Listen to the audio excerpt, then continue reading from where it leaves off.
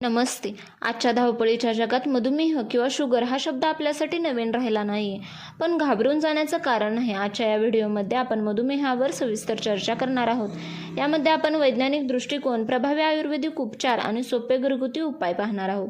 हा व्हिडिओ शेवटपर्यंत पहा, कारण शेवटी मी तुम्हाला काही अशा टिप्स देणार आहे, त्याने तुमची शुगर लेवल कंट्रोलमध्ये राहायला नक्कीच मदत होईल. मधुमेह म्हणजे नक्की काय?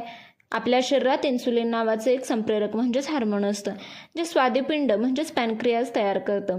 आपण जे जेवतो त्याचं रूपांतर ग्लुकोजमध्ये होतं. इन्सुलिन या ग्लुकोजला पेशींपर्यंत पोहोचवून ऊर्जा निर्माण करतं. मधुमेहाचे म्हणजे शुगरचे 2 टाईप असतात. टाईप फर्स्ट, शरीरात इन्सुलिन तयारच होत नाही, आणि टाईप सेकंड म्हणजे शरीर इन्सुलिनचा नीट वापर करू शकत नाही किंवा पुरेसे इन्सुलिन तयार होत नाही. हा प्रकार सर्वात सामान्य आहे.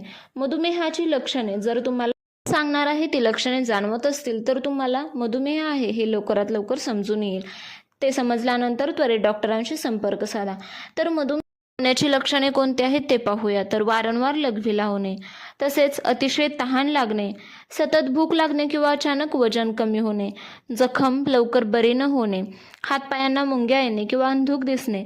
मधुमेह फक्त साखर खाल्ल्याने होत नाही, तर आपल्या शरीरातील पेशींना ऊर्जेसाठी ग्लुकोजची गरज असते. इन्सुलिन हे त्या पेशींच्या दरवाजाची किल्ली आहे. टाईप 2 मधुमेहामध्ये पेशी या किल्लीला प्रतिसाद देत नाहीत. परिणामी साखर रक्तातच राहते आणि पेशी उपाशी राहतात. यामुळेच मधुमेही व्यक्तीला सतत भूक लागते आणि थकवा जाणवतो. तसेच स्वादुपिंडाचा थकवा, जेव्हा रक्तातील साखर वाढत राहते तेव्हा स्वादुपिंड अधिक इन्सुलिन बनवण्याचा प्रयत्न करतो आणि शेवटी ते थकते. आयुर्वेदानुसार मधुमेह, आयुर्वेदात याला महारोग मानले जाते.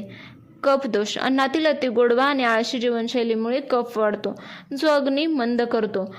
जेव्हा शरीरातील सप्तधातू म्हणजे रस, रक्त, मांस, मेद, अस्थी, मज्जा, शुक्र नीट पोषण मिळू शकत नाही, तेव्हा ओज कमी होते, म्हणजेच इम्युनिटी कमी होते. उपाय काय आहे? तर आयुर्वेदात वसंत कुसुमाकर रस किंवा चंद्रप्रभावटी सारखी औषधे तज्ज्ञांच्या सल्ल्याने घेण्यास सुचवले जाते.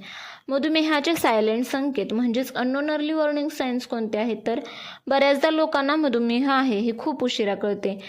त्यामुळे आपण काही असे 10 सूक्ष्म संकेत पाहणार आहोत.